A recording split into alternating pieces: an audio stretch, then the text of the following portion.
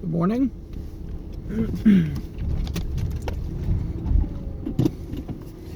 So, we should have those pocket chips arriving today.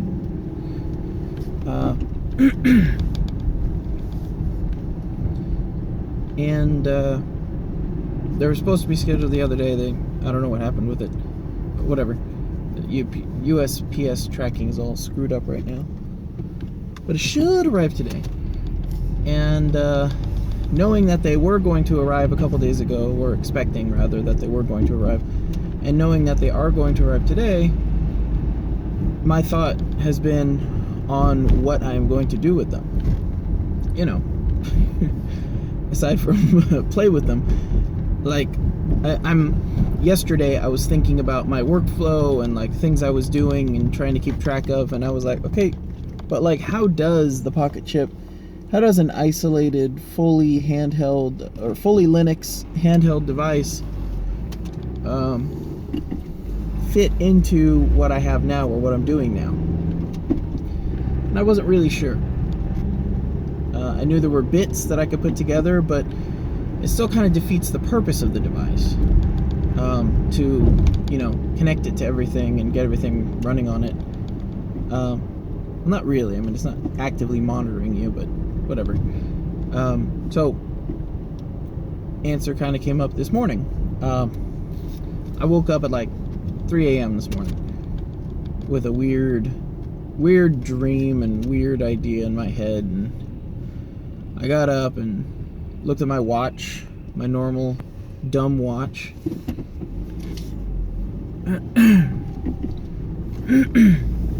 Then I reached down and I had this idea in my head for I don't know, like a story or short story or something. And I reached down to grab my phone and I picked it up. And as soon as I picked it up, I went, oh. Well, now my phone knows that I woke up at 3 a.m. and whatever behavior models I exemplify when I wake up at 3 a.m., it knows that I'm likely to carry those out today. And I wonder what those are. What does Google know about the rest of my day that I don't?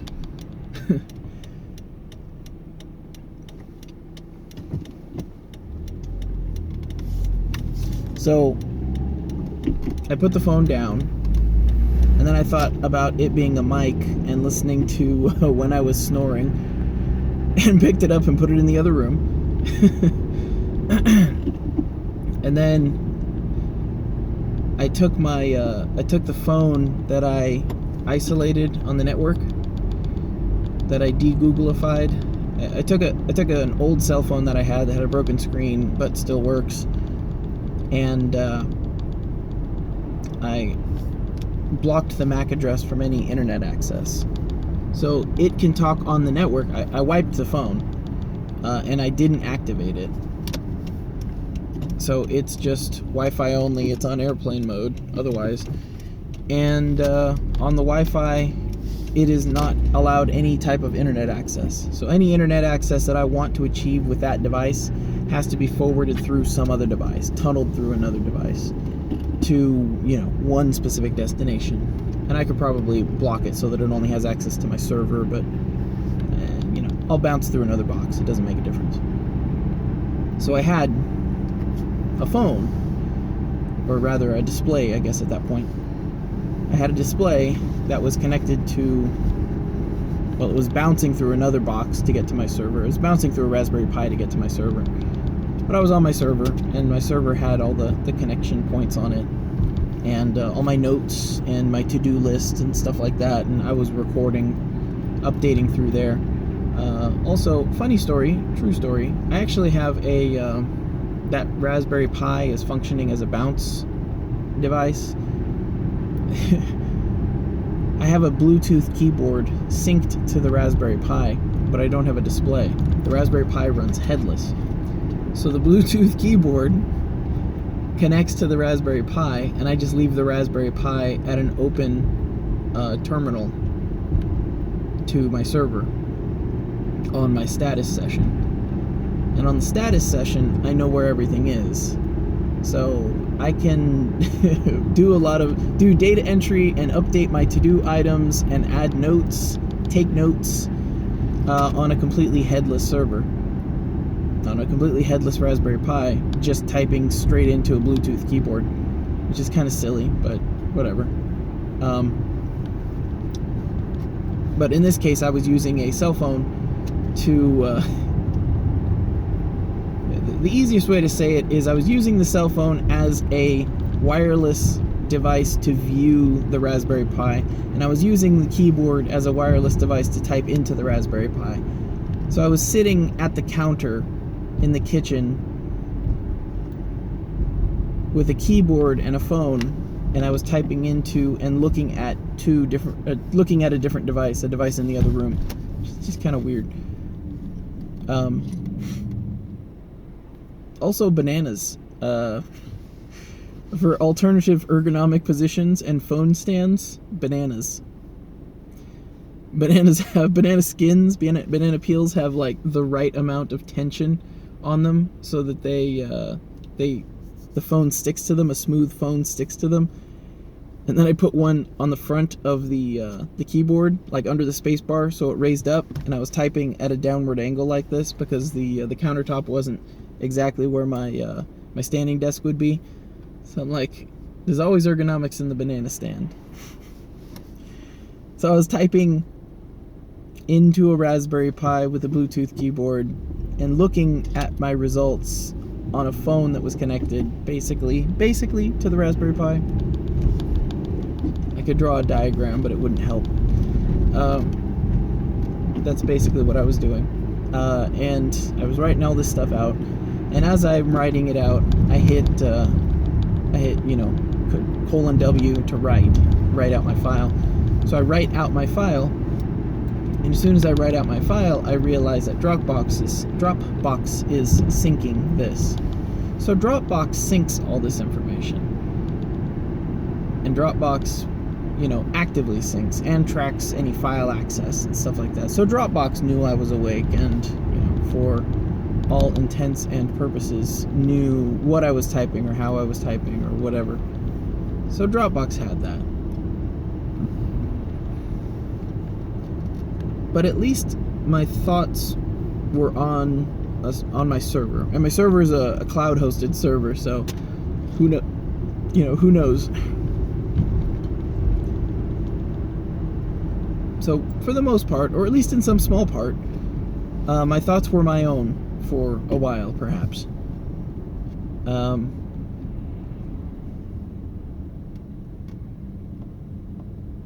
mean, I plan on publishing it, but that's not the point. The point is I want opportunities for my thoughts to be my own. So maybe the Pocket Chip is an air-gapped device. Well, the other thing is, the other possibility or potential is that the information that is given is not time-stamped or not time-related. So you have a device upon which you perform all your updates and changes and modifications, and then you sync all at once. So the device doesn't have any type of individual tracking of where you're going and what you're doing and what time and this behavior and that behavior and figuring out what you're going to do. It's not running neural net analyses to determine what, if Troy wakes up at 3 a.m. and he does this and he doesn't do that, then he's going to do X, Y, or Z. I'm going to look at Amazon today. I'm going to try retail therapy or something. That was another thought I had. So if you reduce the amount of information that gets sent to them, they are less valuable. They have less things to monetize. The other alternative, and this is something that this is why I really think it's not a big deal. It's not just an open wallet project. I don't think people spend enough money to make it worthwhile. I might just be, I don't want to say I'm special, but advertising doesn't usually work on me, and I'm usually pretty good. I'm really good actually at stopping myself from buying things for myself. Well, maybe they're pushing me to buy things for other people. just trying not to spend money, really. But that might just be since kids. But like, the question might also be, where are you choosing to spend money? It's like a kid, especially, is something that is very expensive, and the idea that not even necessarily I'm going to spend money, or it's not like, hey, you want this this widget thing that you don't really need, but you can buy it, and I can push you to buy it, and then we'll see if you buy it. It's more like, hey, you know, this couple just had a baby. They're going to spend, on average, you know, $10,000 in the next 2 years. Would you like that spending to take place on your products or your competitors' products? And that, to me, is a much better business model, I guess. The idea not necessarily that you're saying, I'm going to spend, I'm going to try to get you to buy this thing because I think you're interested in it, or, you know, the results indicate that you're interested in it. It's more like, this person is going to buy these things, and, you know, you as that person, you are going to buy those things, and wherever you have an option, there would be effort to, you know, own that option. That makes a lot more sense. I hope I'm exploring current ideas rather than providing new ideas to people who do this. But the idea that you can go to a corporation and say, we have X amount of people, you know, diapers is an excellent example. You go to Huggies and say, hey, Huggies, we have, you know, 400,000 people that are gonna find out that they're pregnant or about to find out that they're pregnant. How much would it cost you to have that information? Like, that's valuable information. You know they're going to spend money. The question is, who are they going to spend it on? And if you send them a coupon or two, well then, hey, you know, we already kind of made our decision. So, like, how do you break that? And that's totally, like, that would be totally expected, to be receiving random coupons. You know, you go to the doctors, you find out you're pregnant, and, oh, hey, Huggies sent me something. I guess that's like a doctor's thing. No, maybe not. Maybe that's just your information being sold. That was particularly a case that was discovered a while ago. The algorithm knew that the girl was pregnant before she did. She wasn't sure, and then they sent her, like, an advertiser sent her a card, said, congratulations on your baby or something, and the father received it. It was a weird left turn.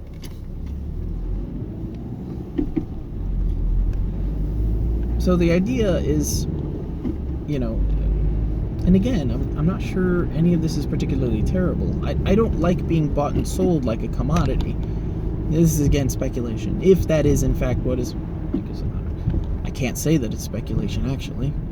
It's how they make money, is by selling that information. Therefore, that information is being used for purposes which are valuable to whoever's buying the information. Although, technically, the U.S. government is the greatest purchaser of demographic data.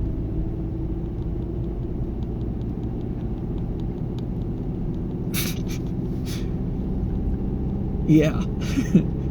So anyways, giving as little information as possible is key, is very valuable. And again, you know, what is the limit? And everyone has their own limit. You know, Richard Stallman lives comparatively like a monk. But I mean, like, the internet and Google provide incredible services, incredibly good, incredibly useful, humanity-improving services. There's just this extra little bit at the end there, this little nasty bit.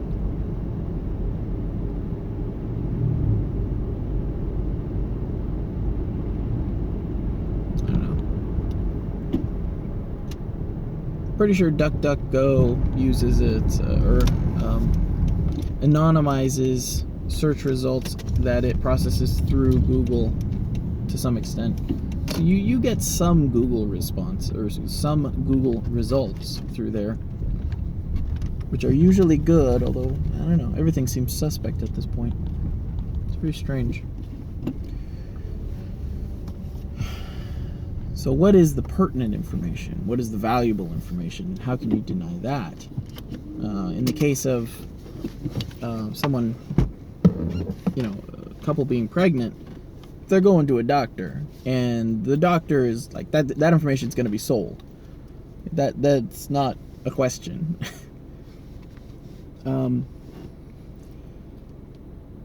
Although that does bring up the point of, I was thinking about text messages. I want to be able to use text messages in the terminal so that I don't have to use my phone, and I can have a full keyboard to respond, and I can manage things through there, because the phone is just a bad way to manage text messages for me. And I was trying to figure out how to do this without incorporating with another service. And then I realized that the whole thing is insecure, and the whole thing is its own service. And even if I did, pair it out so that it didn't go through any Google services, the text messages would still be, tracked and metadataed and sold by Sprint anyway, by my service provider. So, like, once you recognize that, you're like, okay, this is inherently insecure. Therefore, what's a little more insecurity? The assumption is that the data will be sold. The question is, who are you going to allow it to be sold to? Google has expressed that they are, or has proven that where they lack data, they fill that data by purchasing it from other people. That is their practice. If they're missing data and they need it, they'll buy it from another company. They'll get your Kroger phone number, Kroger member number, and then your grocery store, what is it, membership tracking thing, whatever, that gets you coupons. See, and that's such low-hanging fruit. It costs almost nothing to get, well, it's free, obviously. It's just for tracking your stuff, but you don't have to use your phone number. You don't have to enter your actual information. And you can pay with cash. I mean, they're going to go to Huggies and say, look, they bought Huggies. We proved it. We are showing value. Gosh. So it's like, what can you reduce? What information that is being shared can you reduce? I'm sorry. The other thought, really quickly, the thought was the old PDAs, like the hand visor edge. I had one of those. I really liked that one. But it would sync up on demand because, no internet, no Wi-Fi. So you'd be on it, you'd be updating your stuff, you'd be updating your calendar, you'd be updating your to-do list. You'd be reading your news, because that was on, you would download essentially the web pages that you wanted or the feeds that you wanted onto the device, and then you would read them on the device. And then at the end of the day, you would go back home, drop it in its cradle, push the sync button, and it would sync up to your system on your computer, and not on the cloud, but on your computer, and update all your to-do items and all that stuff. And if you had bulk inputs, you could put them into the program with a full keyboard, and it was a lot easier. And then you would sync up again down to the device. So that would deny people, what you read, what web page you read, what podcast you listened to, when you listened to it, how long you listened to it, what news site you read, what ads you might have looked at on those news sites, how long you looked at those ads, all of that stuff. There's little bits of data that we just kind of forget about. You're like, I'm reading a web page. No, you're not really reading a web page. The web page is reading you. In Soviet Russia. But the point was, you took all that information, and while that information was being synced and it was being shared, it lacked a lot of bonus information. Like, I could have written that thing on a separate device that was disconnected and then synced it later. And then the result is not, Troy woke up at 3 in the morning and he went into the kitchen. Yep. Yeah, you could tell that, actually. That's bad. He went into the kitchen and then used a device, we're not sure which, to connect to his server, and then typed a thing, which we may or may not know what it is, at 3 a.m. And instead, you get an end-of-the-day roll-up of, a burst of information. Troy wrote this. He synced that. That's it, actually. You don't even get typing cadence out of me for that. So you can even ask whether or not I wrote it. Yeah, people forget about that, the typing cadence. When you type into Gmail or you type into any field that has any kind of JavaScript that goes back to the Google, it keeps track of your keystrokes and your timing between keystrokes, because that is somewhat unique, or very unique, depending on who you ask, I guess. And in doing that, they can get a not quite a fingerprint, but pretty darn close, so that they can tell that you are the one typing. And they can collect all that information. I'm sure they've got all of it on me at this point, because I've used Gmail for a very long time. And I've used their voice messaging system or the voice to text for a very long time. I'm pretty sure I could pick up a phone in Afghanistan and say 3 words, and then Google would know I was there.